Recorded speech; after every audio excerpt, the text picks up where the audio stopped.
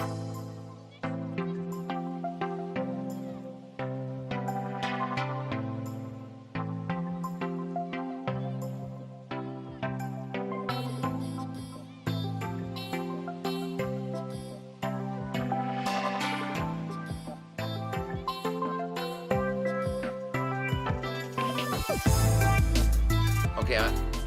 hi. I hope you guys are getting some stuff. Hope you guys are getting things that are helping you out of this series. It's not the series for me is not serving my needs in that writing a book, I can tweak a book. I don't want to have to write a book. My computer's messing up on it as it is. It's already lost probably 150 pages, what would be maybe 75 pages of a good book. So I can't get into those files. Now it's filling up. But a book has the advantage in that I can go back and adjust. I can augment. I can qualify. I can edit and tweak it in various ways. YouTube, the immediacy of YouTube is a strength, and the immediacy is also a weakness. I mean, its greatest strength is also its greatest weakness. I can't go back and add to these videos. The only thing I can do is make a comment the next week if I remember it. So there's a lot of loose ends in my head right now that I can't adjust. I can't go back, and all I can do is occasionally house clean or whatever, so it's really actually filling my head up with more crap, and I'm trying to get rid of this. That's the reason why I want to do these things, is so I can get this stuff that is rattling around in my head all the time, or often, and get them in a form in which it's usable for you. It's not really working for me. Maybe it's working for you. Next week I might have a lot less production value on the vlog. My computer's filling up. It just warned me. I've got like 5 gigs storage left, so I might have to go just straight from my phone, which I'm recording on, to YouTube, and there won't be any editing in it, so I don't know. We'll see what happens. I am in the same place, as you can see, and I'm happy about that. So okay, this week's vlog is regarding purging. Purging is I mean it in both the verb and noun sense, in that you can purge people from your show, as well as an attitude from your show. And actually this is kind of an extension of let's see, number 5, the 5th vlog that I did, all one, and because I was reminded about it last night, and so I wanted to go into it in more depth, because it is basically how to up your hats if you're having a particularly difficult time. So that's what this weekend's episode is about.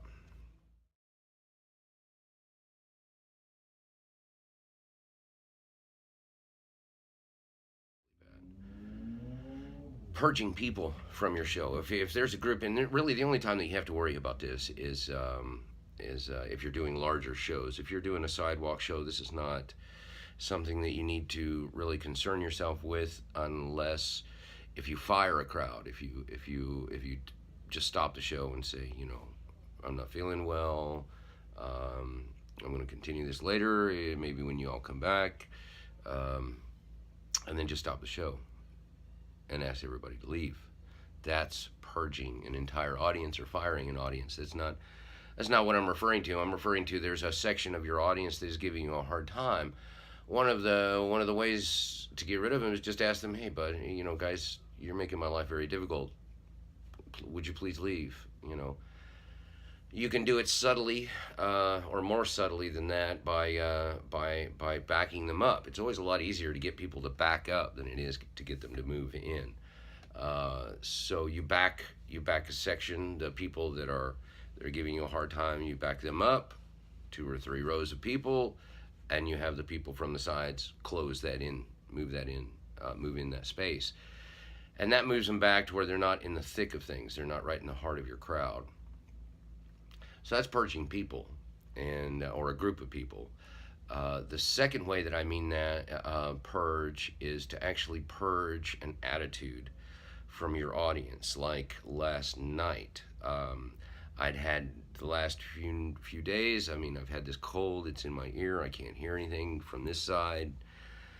And I haven't been in a great mood out there. And as a result, my hats have reflected it. No matter what I did, I couldn't. The first hat of the day would be great, and then the subsequent hats would decline gradually until they were, nothing or next to nothing, not worth my time. So last night, I really don't like having to do this, but there is a time and a place for everything, and this is the time and the place for it because it worked. Basically, what I told my audience is, look, guys, it's been really tough out here. I devoted my life to performing what I regard as theatrical quality magic on the street. And, I mean, if you guys each gave me $1 bill, I'm looking at a crowd of 80 to 100. If each one of you gave me $1 bill, I'd leave, I'd be happy with this show. But that's not going to happen. At least half of you are going to walk away without so much as giving me a dime, dropping anything in my hat. And when you do that, that hurts, because I don't know why you're standing here now unless you think it's worth something. If you think you're about to see something worthwhile, which I think you are, and I'm sure you will agree, but then you turn around and walk away without even so much as shaking my hand. It really doesn't make me feel good, and I don't want to come out tomorrow as a result. So please, guys, I don't come watch you work and not give you any money for the work that you do. So please help me make my living, and that's kind of a generalized speech that I gave, or a generalized version of it, and it worked very effectively. I also mentioned, whole families will send their child up with $1 bill. Guys, I can't make a living like that, And then I suggest, $10 or whatever. And whereas I didn't get any tens, I did get a lot more bundles of $2 and $3 together, as well as several fives. So it really upped my hat to where they all stayed consistent throughout the night. And if you do it at the right time, if you do it with the right attitude, somewhat showing vulnerability, and then you'll have the same results. You would still adhere to what I mentioned before in all one. But there and there's another technique. It's absolutely essential when you're doing this, that you, in a lighthearted manner, let them know from the very outset, the people that you stop, the people that you start the show with. When you're trying to gather your crowd, I just tell them, look, this is the crowd gathering phase of the show. This is where I try and impress people with my charisma. Look around and say, oh, I'm in big trouble, But then you get them to feel like they are helping you create the show. One performer that I know does this very effectively, and I'm sure you can find YouTube video on him, Magician on a Motorcycle, Nico. His show is very well crafted. He says the right things at the right time. He says them in the right way. So you might check out some video of him, because he does put this all into practice very efficiently, very effectively. But when you're in the crowd building phase of the show, I say, I'm going to try and get as many people as I can here, because the more people means the more money. I mean, the more fun, and that usually will get a chuckle. But it also serves the purpose of letting them know from the very outset, you're there to make money. You're there, you want to entertain them and give them their money's worth, but you're there to make money. And letting them know throughout the show. I spoke with this, all one and this, I spoke with Jimmy Talks a Lot years ago. And it was my idea to co-write a book with Jimmy, and I approached him with it, and I said, I'm working on this problem, and I wonder if we could find a way through it, because we're both smart guys. And Jimmy said, yeah, And he listened to me. He didn't have any input really until I got to the end, and he said, "Oh, you mean getting a receipt?" I said, "What are you talking about?" He said, "Getting a receipt from your audience." And that's something that I'd seen other performers do, mainly jugglers, but I had never heard it referred to as that. Well, he wrote it up as a blog post, and that's all that came from our book. We never did one together, obviously. Um, uh, but he only got like half of the info. And getting a receipt is where you're cheerleading your audience. Everybody having a good time so far? Say yeah. Everybody ready to see the last trick? Say yeah. Everybody going to put $20 bills in my hat? Say yeah. You know, that kind of thing. You're hyping them up, getting them all excited. Now that works very effectively if you've got a very non-responsive crowd. If they're just kind of in like they've been here where I am for the last week, they've been pretty low energy. And if you point that out and hype them up a little bit, it helps. It helps a lot. Raises their blood pressure. I remember even one time getting everybody to jump up and down, hop up and down, just to get the blood flowing. So okay. So we've got purging, getting rid of people.